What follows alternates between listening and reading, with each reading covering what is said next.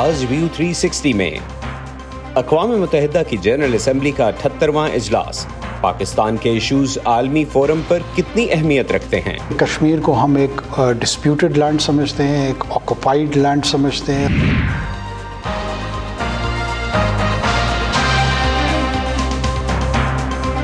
Voice of America के Washington studio से आप देख रहे हैं प्रोग्राम व्यू 360। मैं हूं Mohammad Atif. Welcome to the show.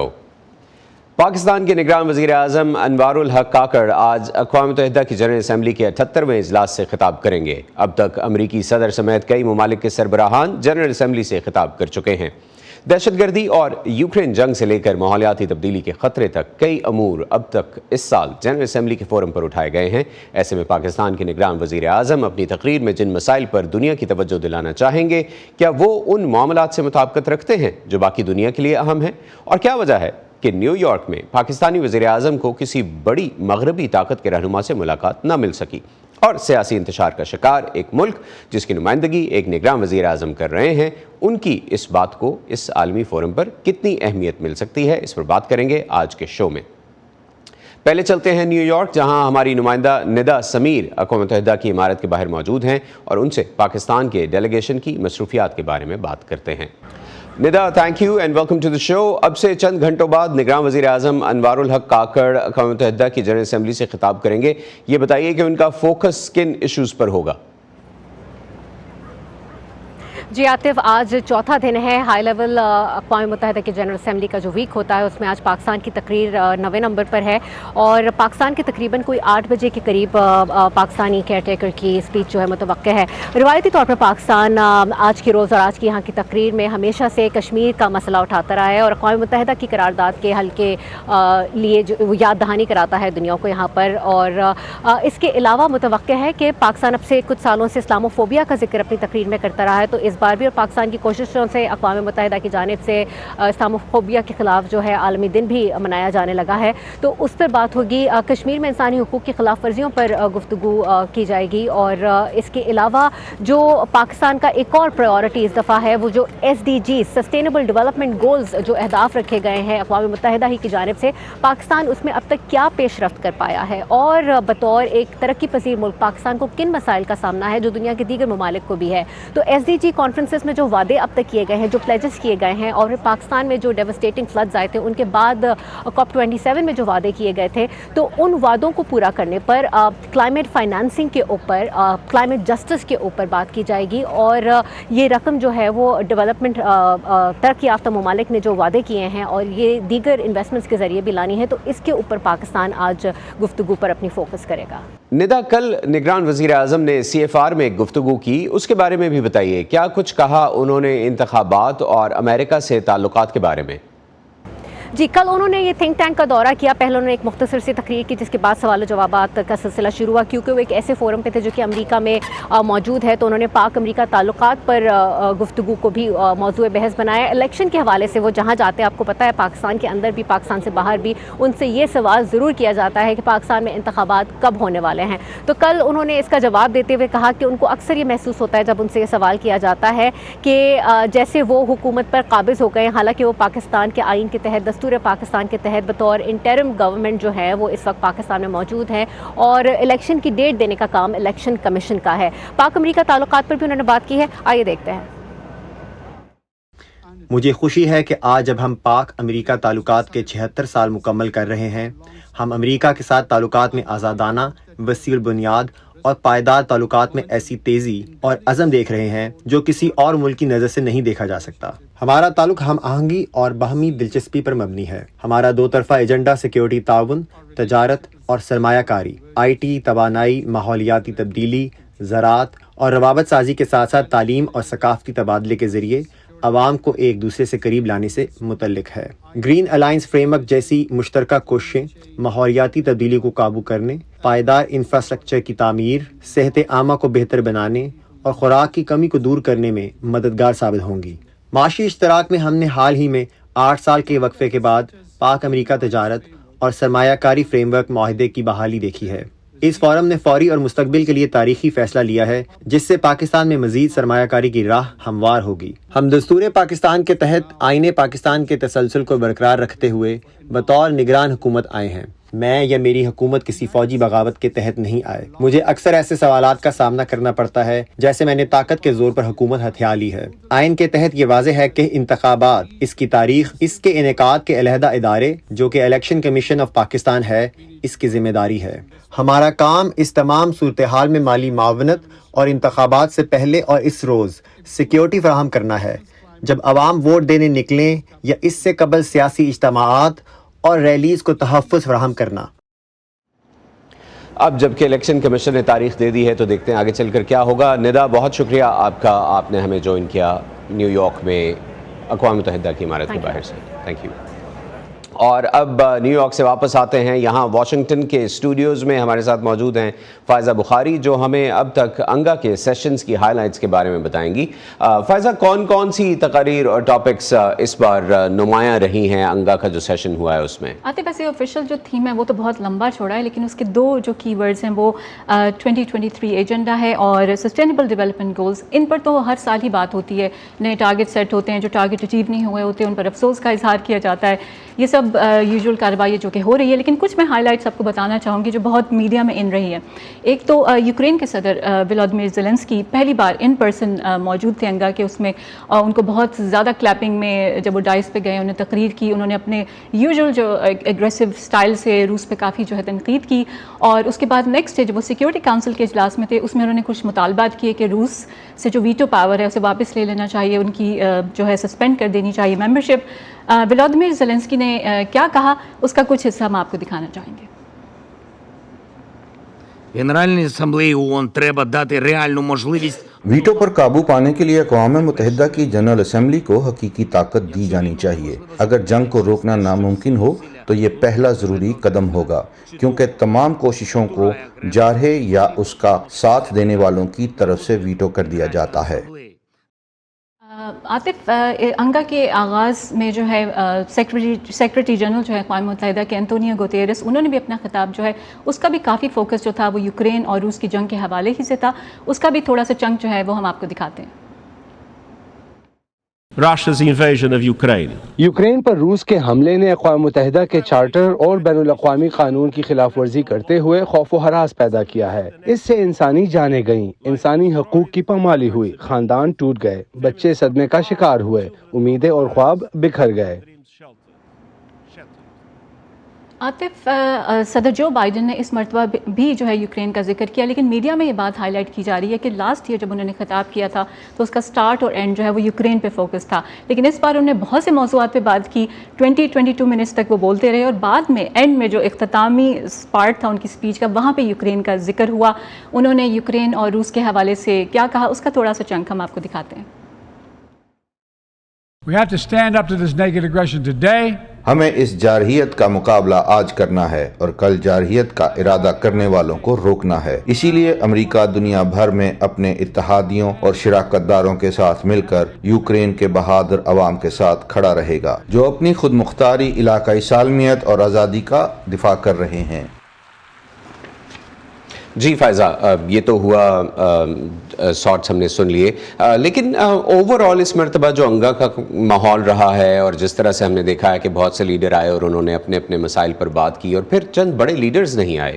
بالکل آپ صحیح کہہ رہے ہیں، اور یہ میڈیا میں بہت بار ڈسکس ہو رہی ہے. سیکیورٹی کونسل کے 15 جو ہے وہ ممبرز ہوتے ہیں، ان میں سے 5 پرماننٹ ہیں جن کے پاس ویٹو پاور بھی ہے، لیکن ان 5 میں سے صرف ایک یعنی امریکہ اس وقت یہاں موجود ہے. باقی 4 جو کنٹریز ہیں، روس ہے، فرانس ہے، اس میں چائنا ہے اور UK ہے، ان کے لیڈرز یہاں موجود نہیں ہیں. تو میڈیا میں کہا جا رہا ہے کہ اب کیا واقعتاً جو ترقی یافتہ ممالک ہیں وہ اقوام متحدہ، انگا اور ان تمام جو سیشنز ہیں ان کو سیریسلی لیتے بھی ہیں یا نہیں لیتے.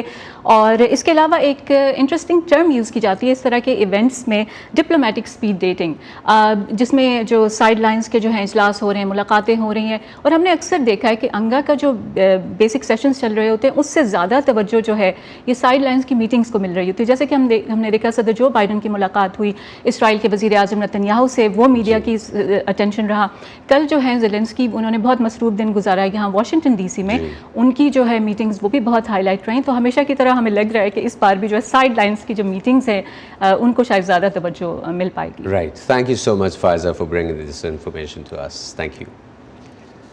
اور اب بات کرتے ہیں پاکستان کے وزیر اعظم کے دورے کے بارے میں ایک بار پھر، اور اس وقت ہمیں جوائن کر رہے ہیں اسکائپ کے ذریعے پاکستان کے سابق سیکرٹری خارجہ جناب اعزاز چودھری، اور ان کے ساتھ ہمیں جوائن کر رہی ہیں پاکستان کی سابق سفارتکار، یونائٹڈ نیشنز میں پاکستان کی انوائے اور واشنگٹن میں پاکستان کی سفیر رہ چکی ہیں جناب ملیحہ لودھی صاحبہ۔ اعزاز صاحب آپ کا بھی بہت شکریہ، ملیحہ لودھی صاحبہ آپ کا بھی شکریہ۔ اعزاز صاحب آپ سے شروع کرنا چاہتا ہوں، ایک سوال جو بہت سے لوگ کر رہے ہیں کہ ایک ایسا ملک جو تاریخ کے مشکل ترین مالی مسائل کا شکار ہے، جہاں لوگ مہنگائی تلے پس گئے ہیں، کیا وہاں کے نگران وزیر اعظم اور ان کی کابینہ کے بعض ارکان کو اس اجلاس میں شرکت کے لیے آنا چاہیے تھا؟ دیکھیں، یہ ایک بڑا اہم فورم ہے، یہ کوئی ایسا نہیں ہے کہ آپ کوئی دورے سے کوئی محدود مقاصد حل کر رہے ہیں۔ یہاں پہ سال میں ایک بار جا کے آپ اپنی پالیسی ساری اناؤنس کرتے ہیں، پوری دنیا اس کو دیکھنا چاہتی ہے، جاننا چاہتی ہے، سننا چاہتی ہے کہ پاکستان کس موقف پہ کیا پوزیشن اپنی بیان کرتا ہے، تو اس لحاظ سے تو ٹھیک ہے۔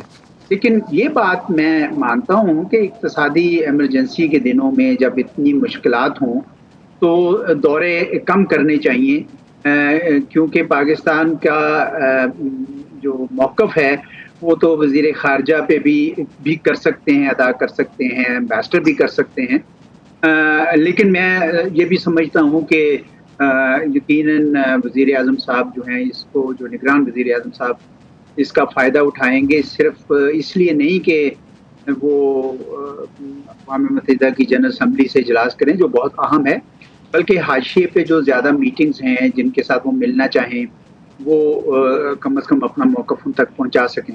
پر بالعموم میں یہ بات آپ کی تسلیم کرتا ہوں کہ پاکستان کو اس وقت اپنے بیرونی دورے سارے جتنی ہماری سرکار ہے اس کو کم سے کم کرنی چاہیے۔ ملیحہ صاحبہ، یہ پہلی دفعہ ہے کہ ایک نگران پاکستانی وزیر اعظم اقوام متحدہ کی جنرل اسمبلی سے خطاب کر رہے ہیں، اور جیسے ابھی اعزاز صاحب نے کہا کہ وہ میٹنگز جو سائیڈ لائن میٹنگز ہوتی ہیں اس میں پاکستان کے موقف پر بات کریں گے دیگر سربراہان سے، لیکن ہم نے دیکھا یہ ہے کہ کسی بڑی معاشی قوت کے سربراہ سے ان کی ملاقات نہیں ہو سکی۔ اب جس وقت ہم یہ پروگرام ریکارڈ کر رہے ہیں یہ خبریں آ رہی ہیں کہ شاید وہ نیدرلینڈز کے وزیر اعظم سے ملیں گے، لیکن ابھی تک یہ ملاقات ہوئی نہیں ہے، اور نگران وزیر خارجہ کو بھی سوائے سعودی وزیر خارجہ کے علاوہ کوئی ملاقات بڑی نہیں مل سکی۔ چند میٹنگز ہوئی ہیں جیسے چائنا کے ڈیپٹی پرائم منسٹر کے ساتھ، پھر رشیا کے فارن منسٹر کے ساتھ، لیکن یہ تو پہلے سے ہی پاکستان کے اتحادی ممالک ہیں، تو کیا وجوہات ہیں، کیوں نہیں مل سکی یہ میٹنگز پاکستانی وزیر اعظم کو؟ کیا لگتا ہے آپ کو؟ عاطف، اس میں کوئی تعجب کی بات نہیں ہے، آخر جو اس وقت پاکستان کی نمائندگی کر رہے ہیں وہ ایک عبوری انٹرم پرائم منسٹر ہیں۔ سب کو پتہ ہے، سب ممالک کو پتہ ہے، پاکستان کی عوام کو پتہ ہے کہ وہ صرف ان کا بہت ہی شارٹ ڈیوریشن کا ٹینیور ہے، تو ظاہر ہے اس حوالے سے اگر ان کو میٹنگز بائی لیٹرل اس قسم کی نہیں ملی جو کہ ایک الیکٹڈ پرائم منسٹر کو ملتی ہیں، تو اس میں کوئی نو سرپرائز ان اٹ۔ لیکن یہ میں ضرور کہوں گی کہ میں اس وقت پاکستان کو اتنے زیادہ بحرانوں کا سامنا ہے کہ ہماری چاہے عبوری حکومت ہے چاہے الیکٹڈ ہے، سب کا رجحان اور سب کا فوکس اندر ہونا چاہیے ود ان دا کنٹری، اور یہ جو دورے ہیں ان دوروں سے پاکستان کی تقدیر نہیں بدلے گی۔ پاکستان کی تقدیر اگر بدلے گی اور بحرانوں کا کوئی علاج ہو سکتا ہے تو وہ معاشی طور پہ ان ریفارمز کے ذریعے ہو سکتا ہے جس کی پاکستان کو سخت ضرورت ہے۔ تو اس وقت جبکہ ایک بے یقینی بھی پائی جاتی ہے پاکستان میں، سیاسی بے یقینی، ساتھ ساتھ معاشی جو چیلنج ہے وہ انپریسیڈنٹڈ ہے، ہماری پوری تاریخ میں اتنا سیویئر میکرو اکنامک کرائسس نہیں آیا، تو اس حوالے سے تو میرا خیال ہے کہ بہتر یہی ہے کہ جو بھی ہمارے حکمران ہیں، چاہے وہ عارضی ہیں چاہے وہ زیادہ دیرپا ہیں، ان کا فوکس پاکستان کے اندر ہونا چاہیے، پاکستان کے باہر نہیں ہونا چاہیے۔ رائٹ، اعزاز صاحب، کمنگ بیک ٹو جو اس وقت جس کا ابھی ملیحہ صاحبہ نے بھی دوبارہ ذکر کیا ہے کہ جیسا جن اکنامک چیلنجز کی پاکستان کو اس وقت فیس کر رہا ہے اس میں فوکس اندر ہونا چاہیے، اور کل ہم نے جو CFR کا ایونٹ تھا جس میں پرائم منسٹر بولے اس میں بھی دیکھا کہ لوگوں نے پاکستان کے مسائل کے بارے میں بات کی کہ آپ پاکستان کے مسائل حل کرنے کے لیے کیا کر رہے ہیں، جس میں الیکشن سے متعلق ایک سوال تھا جس میں انہوں نے چونکہ اس وقت تک الیکشن کمیشن کا جواب نہیں آیا تھا تو انہوں نے کہا تھا کہ بھئی میرے ہاتھ تو اس میں بندھے ہوئے ہیں, الیکشن کمیشن کا کام ہے کہ وہ تاریخ دے گا اور ہم نے تو صرف فیسیلیٹیٹ کرنا ہے, اور الیکشن کمیشن نے جو تاریخ دی ہے وہ بعض ماہرین کے مطابق انکانسٹیٹیوشنل ہے, 90 دن کے اندر انتخابات ہونے چاہیے تھے. تو ایک ایسے وقت میں پاکستان چاہے اپنے اتحادیوں سے بات کرے چاہے ویسٹ سے بات کرے, پہلا سوال تو جو لیجٹمیٹ کوسچن ہے وہ یہی کیا جا رہا ہے ہر جگہ پر کہ آپ جمہوریت کے تسلسل کے لیے جو حکومت میں آئے ہیں آپ اس کے لیے کیا کریں گے, اور وزیر اعظم اس کے جواب میں یہ کہہ رہے ہیں کہ میرے ہاتھ تو بندھے ہوئے ہیں, یہ اختیار میرے پاس نہیں ہے. تو ایسی صورت میں جب وہ گلوبل لیڈر سے بات کر رہے ہیں تو اس بات چیت کی اہمیت کیا ہے؟ دیکھیں بات تو یہ تقریباً پہلے ہم نے کہہ دی ہے کہ اس وقت تو سارا فوکس جو ہے اپنی تمام تر توانائی پاکستان کے اندرونی معاملات پر ہونی چاہیے. سیاسی افراتفری ہے, غیر یقینی کی صورتحال ہے, اقتصادی لحاظ سے ایک میں کہتا ہوں بہت بڑا بحران ہے. تو ایسے میں ظاہر سی بات ہے کہ اگر وہ کسی سے ملیں گے بھی تو وہ یہی بات پوچھیں گے ان سے کہ آپ اپنے معاملات کو کیسے سیدھا کریں گے, اور اگر انہوں نے یہی جواب دینا ہے کہ میں تو کچھ نہیں کر سکتا, جو بالکل حقیقت بھی ہے کیونکہ نگران ہیں, منتخب بھی کر سکیں گے جو بھی کرنا چاہیں گے, تو یہ بات تو اس میں وزن ہے. اسی لیے تو یہ دلیل زیادہ زور پکڑتی ہے کہ اس وقت چلیں ابھی تو وہ وہاں موجود ہیں, اس وقت تو چلیں جتنا فائدہ اٹھا سکتے ہیں, IMF کے ان سے بھی ملے ہیں, MD سے, دوسروں سے بھی جو مل سکتی ہیں ملاقاتیں, اس میں وہ اپنا موقع پہنچا دیں گے. پر میرا یہ خیال ہے کہ یہ بڑا ضروری ہے کہ ہم اپنی عوام کو یہ تاثر دیں کہ یہ بزنس ایز یوزول نہیں ہے. یہ ایسا نہیں ہو سکتا کہ جو پچھلے سالوں میں ہوتا رہا اور ہم اسی طریقے سے ایک پورا لاؤ لشکر لے کر جائیں, کیونکہ جب وزیر اعظم جاتے ہیں تو پریس بھی جاتا ہے, سیکرٹری بھی جاتا ہے, سیکیورٹی والے بھی جاتے ہیں, ایک پورا ایک خرچہ ہے بہت بڑا. اور ہمیں تو یہ تاثر پاکستان کی عوام کو اس وقت یہ دینا ہے کہ we are leading from the front, شروع سے دکھائیں گے. دیکھیں اس وقت اتنا زیادہ بوجھ ہے پاکستان کی عوام کے اوپر, بجلی کے بلوں کا اور پیٹرول کی قیمتوں کا, تو ایسے میں یعنی وہ حکومت جو عوام کو کہہ رہی ہے کہ مشکل حالات ہیں برداشت کریں, وہ خود آسٹیرٹی پہ عمل نہیں کر رہی ہے. ملیحہ صاحبہ, نگراں وزیر اعظم نے ایک ٹویٹ کیا تھا کہ گلوبل کلائمیٹ چیلنجز پر بات چیت اور دنیا کے لیڈر سے ملاقات کرنے کے لیے ایکسائٹڈ ہیں. وہ نیو یارک سے اب پتہ چل رہا ہے کہ پہلے لندن جائیں گے 2 دن اور اس کے بعد پاکستان جائیں گے. واشنگٹن وہ نہیں آ رہے, آپ واشنگٹن میں رہی ہیں, کیا اس کی وجہ بھی یہی ہے کہ امریکہ نے بھی یہ پیغام دیا ہے کہ وہ نگرانوں سے نہیں منتخب لوگوں سے بات کرے گا؟ دیکھیں اس طرح کا کوئی وزٹ ایجنڈا پہ تھا ہی نہیں, تو اس میں تو اگین کوئی تعجب کی بات نہیں ہے, there's no surprise in it. ویسے بھی امریکہ کے ساتھ تعلقات ہمارے اس پوائنٹ پہ ہیں کہ ضرورت ہے کہ ایک الیکٹڈ گورنمنٹ آ کے نئے سرے سے واشنگٹن سے ری انگیج کرے اور دیکھیں کہ کہاں سپیس ہے ہم دونوں ممالک کے درمیان جہاں کہ ہم نئی ریلیشن شپ, نئے تعلقات بنا سکیں.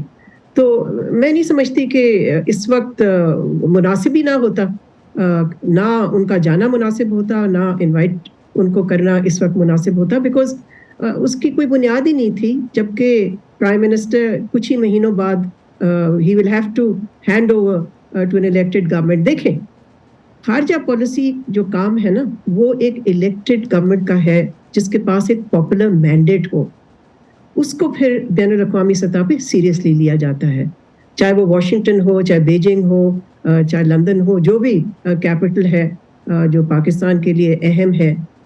وہ سارے کیپٹل جو ہے وہ اس وقت دیکھ رہے ہیں کہ پاکستان کی پولیٹیکل اور اکنامک سچویشن جو ہے وہ کس طرف جا رہی ہے, پاکستان کس ڈائریکشن میں جا رہا ہے, اور سب کی نظریں اگلے انتخابات پہ لگی ہیں.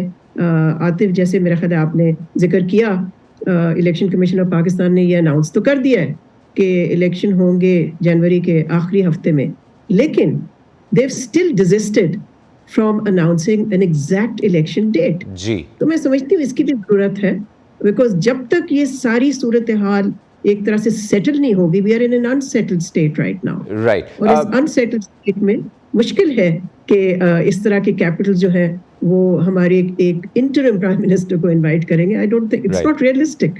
It's not realistic. और अगर ये सिलसिला कंटिन्यू भी होता है तो पाकिस्तान के मसाइल हल होते नज़र नहीं आते, यानी जो पार्टनर्स हैं वो सीरियस नहीं हैं अभी कोई बातचीत करने में। अमेरिका का अफगानिस्तान से इनखला और अमेरिका समेत सऊदी अरब जैसे पाकिस्तान के रिवायती इत्तेहादियों का भारत की जानिब बढ़ता हुआ झुकाव भी इस वक्त एक मौजू है जो ज़ेर बहस है। एजाज साहब, क्या पाकिस्तान जियो पॉलिटिक्स और वर्ल्ड पॉलिटिक्स में अपनी अहमियत खो रहा है? अमेरिका समेत बाकी दुनिया का फोकस जो है वो अब क्या पाकिस्तान की तरफ नहीं है? जो पाकिस्तान की बुनियादी अहमियत है उससे तो कोई इनकार नहीं कर सकता। एक बहुत बड़ा मुल्क है और जिसकी शोर्स जो हैं, जिसकी कोस्ट लाइन ज़बरदस्त है, वो कोई दबी हुई नहीं है किसी स्टेट के अंदर। तो मैं समझता हूँ कि पाकिस्तान की अहमियत तो हर लिहाज से रहेगी, लेकिन इस वक्त एक आर्जी बहरान ज़रूर है क्योंकि दुनिया ये समझ रही है कि पाकिस्तान जब तक अपना घर दुरुस्त नहीं करता उस वक्त तक इसके साथ कोई इक़्तिसादी मामला चल नहीं सकते। तो इस वजह से आप देख रहे हैं कि बहुत सारे लोगों की नज़रें उन मुल्कों पर हैं जिनकी इक़्तिसाद जो है वो बेहतर है। उनमें हिंदुस्तान है जिसकी इक़्तिसाद बेहतरी का मुजाहरा कर रही है, अगरचे हिंदुस्तान के अंदर भी दूसरे बहुत सारे मसाइल हैं जो अब सामने उभर के आ रहे हैं और दुनिया उसका भी नोटिस लेगी। तो मैं नहीं समझता कि पाकिस्तान के मुतल्लिक आपको मायूस होना चाहिए, सिर्फ ये एक आर्जी फेज़ है। और अगर हमारी इलेक्टेड गवर्नमेंट आती है और वो स्टेबल रहती है, यानी वो सिलसिला चलता रहता है, बदकिस्मती से वो चलता नहीं रहा, अगर वो चलता रहता है तो मैं समझता हूँ कि पाकिस्तान जो अपनी खोई हुई अहमियत को दोबारा बहुत जल्दी रीगेन कर सकते हैं। यानी जो भी हुकूमत आए उसको मौका दिया जाए और ये जो जमहूरियत के ख़िलाफ़ साजिशों की बातें होती हैं ये ख़त्म होनी चाहिए, चाहे वो हकीकत है या नहीं है, ये एक अलहदा बहस है, लेकिन इलेक्टेड गवर्नमेंट्स को वक्त पूरा करने का मौका मिलना चाहिए। ये कह रहे हैं आप। मलिया साहिबा, लास्ट 2 मिनट्स, अमेरिका समेत बाकी दुनिया का फोकस इस साल माहौलियात, ग्लोबल फूड सिक्योरिटी, कॉन्फ्लिक्ट, गुर्बत के ख़ात्मे, ख़तरनाक हथियारों के फैलाव को रोकने, इंसदाद मंशियात और साइबर क्राइम्स या मुल्कों की टेरिटोरियल इंटेग्रिटी की हिफाजत यकीनी बनाने पर है। आपको पाकिस्तान का इस साल का एजेंडा इस फोकस से करीब नज़र आया या दूर? देखिए, पाकिस्तान भी उन्हीं ग्लोबल इश्यूज पे अपनी पोजीशन लेता है और लिया है पाकिस्तान ने, जिसका जिक्र आपने किया। Piece and security, development, climate change, इन सब पे पाकिस्तान की बड़ी एक फर्म और क्लियर पोजीशन है। लेकिन ये मत भूलिए कि पाकिस्तान के लिए खित्ते में जो सूरत हाल है वो भी एक इमीडिएट आप कह सकते हैं खतरा है उससे पाकिस्तान को। और उस हवाले से मैं कहूँगी कि एक तो TTP का जो कि अफगानिस्तान में अभी तक उनका बेस है, उसके जो अटैक्स हैं पाकिस्तान के अंदर, जिससे कि पाकिस्तान की इंटरनल सिक्योरिटी जो है वो थ्रेटन होती है। और साथ साथ हमारा जो दूसरा हमसाया है हिंदुस्तान, आपको मालूम है उनके साथ ताल्लुकात बिल्कुल फ्रोज़न है इस वक्त, और जो मकबूजा कश्मीर में सूरत हाल है वो वैसी की वैसी चल रही है। सो आई थिंक एक तो ग्लोबल इश्यूज, यस, पाकिस्तान की क्लियर पोजीशन है इन इश्यूज पे जिनका आपने जिक्र किया, मगर साथ साथ जो रीजन है, हमारा रीजन इतना फ्रॉट है, it is full of challenges. So Pakistan has to keep an I on both it's western border as well as it's eastern border, और ये कोई आसान काम नहीं है। मलिया साहबा, क्विकली, आपने आर्टिकल लिखा था मिडिल कंट्रीज़ में पाकिस्तान की अहमियत के बारे में और क्यों पाकिस्तान उसमें से निकल गया है। Is that one of the reasons? देखिए, पाकिस्तान इज़ अ मिडिल पार, लेकिन मैंने ये ज़रूर कहा है उस आर्टिकल में कि उसकी जो इन्फ्लुएंस है, बिकॉज मिडिल पार्स वो पार्स होते हैं जिनका जियोपॉलिटिकल जिस इन्फ्लुएंस होता है, and they can seek to influence the behaviour of other countries.